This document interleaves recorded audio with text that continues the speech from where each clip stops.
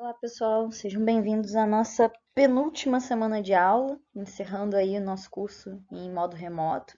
E o tema da discussão de hoje, eu reproduzi exatamente o título do capítulo da professora Gabriela Pellegrino e Maria Lígia Prado, que se chama Projetos Liberais e Populações Indígenas no século XIX. Então, nesse capítulo, né, a gente vai ler algumas reflexões delas, especialmente centradas nas regiões do México e da Argentina. Como vocês podem perceber, são casos bastante distintos, né? O México, nós já estudamos desde o início aí do curso, que foi uma região densamente povoada, a região mais povoada das Américas antes da conquista europeia. E a Argentina já é uma região que tinha uma presença forte da população originária, mas não de longe, né, não chega nem próximo da densidade populacional do México. Mas em ambos os casos a gente vai ver como que há um choque entre esses projetos liberais, né, como elas chamam, e os interesses e as condições de vida e a própria existência no extremo dessas populações ameríndias, né, indígenas, né, americanos dessas regiões. As autoras, elas, como vocês já devem ter percebido, elas fazem uma abordagem historiográfica que muitas vezes parte de biografias, né? Então, vocês percebem que essa preocupação, essa referência biográfica, ela está muito presente nos trabalhos de ambas as autoras. E não é diferente nesse capítulo. Então, a gente percebe que logo no início elas começam falando da vida do Benito Juárez, né? E quem foi esse Benito Juárez?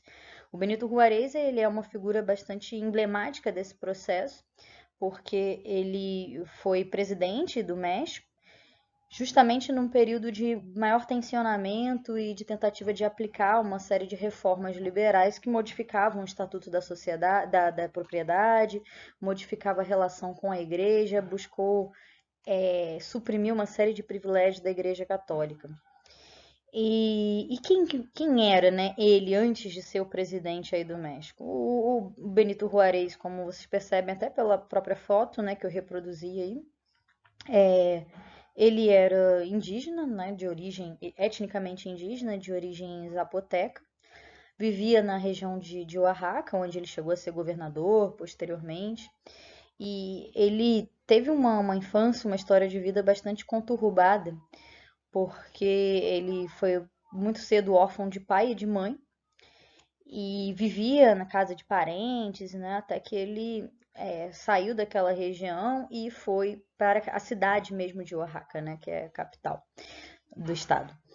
E quando ele tinha 12 anos, lá ele foi ajudado por um tempo pela sua irmã, que, né, vivia como costureira e ajudou ele a sobreviver aí nesse tempo, até que ele conseguiu ser adotado por um franciscano, que era também encadernador de livros. Então, como ele próprio relata nos seus escritos, isso teria sido o caminho que foi aberto para a educação dele, né? Então, a partir daí, ele teve acesso ao conhecimento, se instruiu e, posteriormente, ele se formou como advogado, foi juiz, até que ele se tornou efetivamente governador do estado de Oaxaca entre 1847 e 1856. Desculpa, em 52. No ano seguinte, ele já envolvido, né, com o Partido Liberal e outros adeptos, né, do pensamento liberal, ele se opôs à ditadura do Santana, né, e acabou se exilando nos Estados Unidos. Nesse período, ele contribuiu, né, participou da elaboração do Plano de Ayutla, né, que foi um movimento liberal que acabou derrubando esse regime aí, essa ditadura do Santana. Para as autoras, porque, né, o que elas entendem dele ser tão importante a ponto de elas abrirem o capítulo falando da história, né, da trajetória do Benito Juárez. A trajetória deles seria fundamental para entender as dinâmicas aí do México no século XIX. Justamente o crescimento de uma corrente política, acho que falo nesse termo, né, o crescimento de uma corrente política que defendia a realização de mudanças profundas na estrutura social herdada da colônia. Tá? Então, essa questão dessa herança colonial e a tentativa de modificar isso como é essencial para que o México abraçasse de fato um processo modernizador, um projeto modernizador, isso está muito presente, seja na figura do Benito Juárez ou de várias outras lideranças e pessoas envolvidas com esse plano de Ayutla e que chegam ao poder com a derrubada do Santana. Um dos principais teóricos, né, que defendia essa corrente foi o professor de teologia José Maris Luiz Moura. Nós já falamos anteriormente do Moura, não sei se vocês se recordam, mas quando a gente falava sobre a questão dos projetos e das desilusões em relação às lideranças de independência e tal, né, e alguns pensamentos políticos aí que se desenvolvem no pré e pós-independência. Enquanto o Moura defendia essas ideias que iam de encontro à forma como estava organizada a sociedade, ainda com essas várias heranças coloniais, como o controle da Igreja Católica, o predomínio que ela tinha, os privilégios que ela detinha, já elas eram também implementadas algumas transformações, algumas modificações, como se deu no governo do Valentim Gomes Farias, que introduziu as primeiras reformas, né, que contrastavam com essa estrutura que durante séculos, né, foi consolidada na região. Então, já na década de 1830, a gente percebe essas intenções, esses conflitos com a igreja, né? Então, a igreja certamente era um dos principais alvos, né? Ela era proprietária de um patrimônio rural e urbano enorme, ela cobrava dízimos obrigatórios da população, né? Então o dízimo não era facultativo àqueles que estavam vinculados à estrutura e que abraçavam o credo católico, mas era obrigatório esse recolhimento do dízimo, inclusive das comunidades indígenas, como a gente vai ver que o próprio Benito Juárez se envolveu em disputas e defesas de comunidades indígenas ao não pagamento do dízimo. Mas não foi apenas a Igreja Católica que era alvo dessas reformas. As próprias comunidades indígenas, que tinham uma estrutura coletiva de propriedade, de posse e usufruto da terra, elas também eram vistas como um entrave ao processo de modernização. Então, nós vamos ver um pouquinho, né, de que forma isso se dava, por que dessa crítica, por que dessa interpretação. O Benito Juárez, então, né, mais uma vez, elas trazem o autor para perceber um pouco essa questão, né, indígena, como é que estava colocada, a questão das comunidades. Na década de 1830, o Juárez já era advogado e ele, né, como indígena também, ele atuou em defesa de várias dessas comunidades que estavam em litígios, em conflitos em torno tanto da propriedade da terra, como em torno da cobrança de tributos e dos dízimos. No caso, ele chegou inclusive a ser preso numa dessas circunstâncias, né, ao defender os povos Loxica, não sei muito bem como pronuncia, contra a cobrança de dízimos que estava sendo feita por uma determinada paróquia, né? Então, o Benito Juárez se envolveu nessa defesa aí das comunidades. No entanto, a compreensão do Juárez sobre a configuração das comunidades indígenas era bastante crítica, né? O Juárez, ele como um liberal, né, ele entendia que as pesadas contribuições que eram exigidas dos povos indígenas na figura de tributos e dízimos, né, era responsável pelo embrutecimento e ignorância dessas comunidades. Ele também via criticamente a questão o que esses liberais entendiam como um vício comunal, né, ou um vício coletivista, né, essa coisa desse vício coletivo. Eles eram críticos disso. Eles defendiam uma nova estrutura de propriedade, uma propriedade que fosse fragmentada, individualizada, e que esses indígenas fossem inseridos na sociedade mexicana não como coletividades, comunidades, mas como indivíduos, como cidadãos individualizados, né? E isso está presente aí também no pensamento do Benito Juárez. Então, qual que seria a solução para resolver esses problemas? Para ele, a educação seria um aspecto fundamental, especialmente a educação básica, deveria se ofertar a educação básica para essa população, e também as comunidades deveriam ser desestruturadas, né, desinstituídas. Então ele via também nessas comunidades indígenas um entrave, um elemento de atraso. Naquele período, o Oaxaca principalmente era uma região com uma grande predominância indígena. Em torno de 88% da população era diretamente, né, de origem indígena. E havia, como as autoras citam, 939 pueblos. Toda vez que vocês virem a palavra pueblos aí no texto, os pueblos se referem às comunidades indígenas, né? Então eram 939 dessas comunidades contra 78 haciendas, né? Haciendas eram as fazendas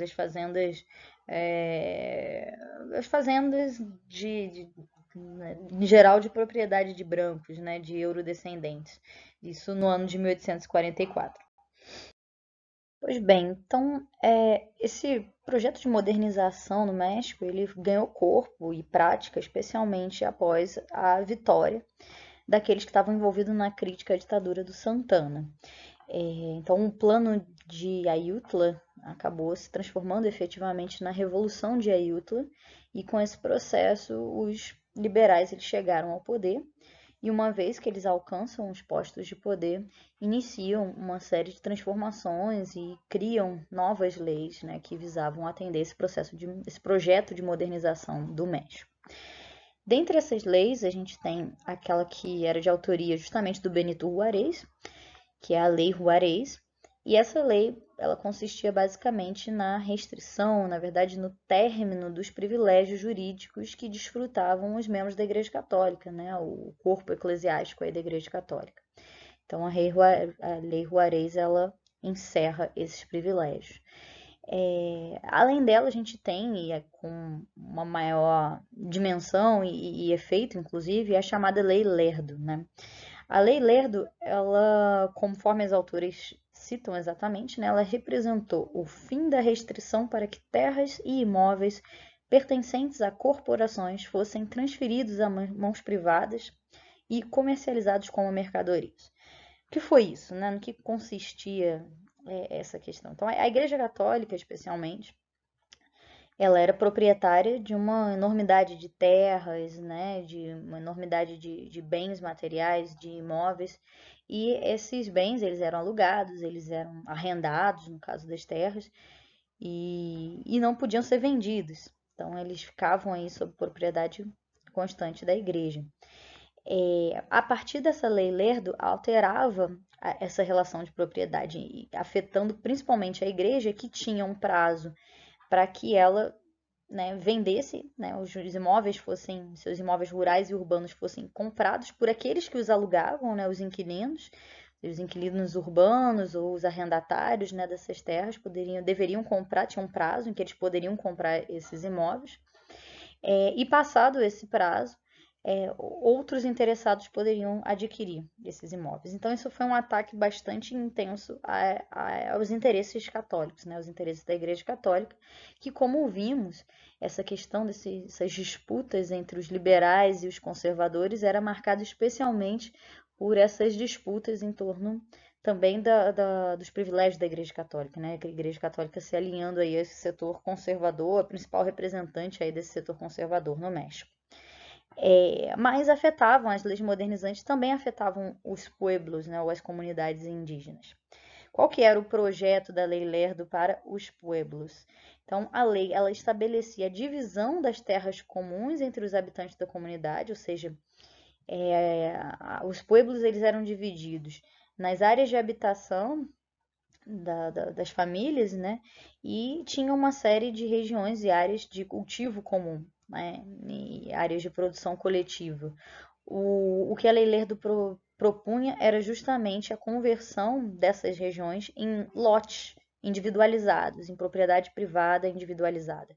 Qual era a intenção deles? Eles queriam justamente com isso integrar os indígenas como pequenos produtores, né, e também consumidores de mercadorias, e não mais como esses cidadãos que passavam por uma primeira inserção, né, que é essa inserção comunitária, mas sim cidadãos que fossem individualizados e dessa maneira atrelados como indivíduos e não como membros de uma determinada comunidade, que se integra, por sua vez, ao México, né? Então, era uma tentativa de individualização dos indígenas, né?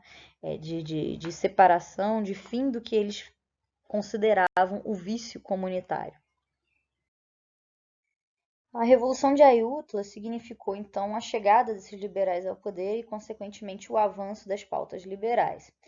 Mas, por outro lado, ela justamente significou um ataque àqueles interesses que estavam muito vinculados a essa herança colonial mexicana, especialmente os interesses manifestos nos privilégios católicos da Igreja Católica. Em função disso, a Igreja Católica cada vez mais se aproximou dos setores conservadores, do Partido Conservador, na intenção de tentar assegurar minimamente a continuidade desses seus privilégios que ela dispunha desde o período colonial. Ao invés de recuar frente à implantação das legislações que falei anteriormente, os liberais avançaram e radicalizaram esses planos, né? Radicalizaram a implantação dessas legislações, inclusive no ano de 1859, decidiram e nacionalizaram os bens eclesiásticos, confiscando assim, as terras, os patrimônios imóveis e outras riquezas patrimoniais também da Igreja Católica. Frente a isso, a violência ganhou corpo em termos dos confrontos físicos, bélicos, né, confrontamentos militares. Era efetivamente a concretização de uma guerra civil instaurada no México. Em meio a essa guerra civil, o Juarez, que já era presidente desde o ano anterior, né, o Benito Juarez, do qual falamos anteriormente, ele acabou precisando sair da cidade do México, a capital, né, em termos das disputas e dos conflitos, e organizou uma resistência itinerante. Né? Então, eles acabaram tendo que sair da capital do país, mas a resistência e esse conflito, essa disputa pelo poder permanece, configurando efetivamente a guerra civil, que vai durar ainda algum tempo aí no México, como veremos, e terá alguns desdobramentos.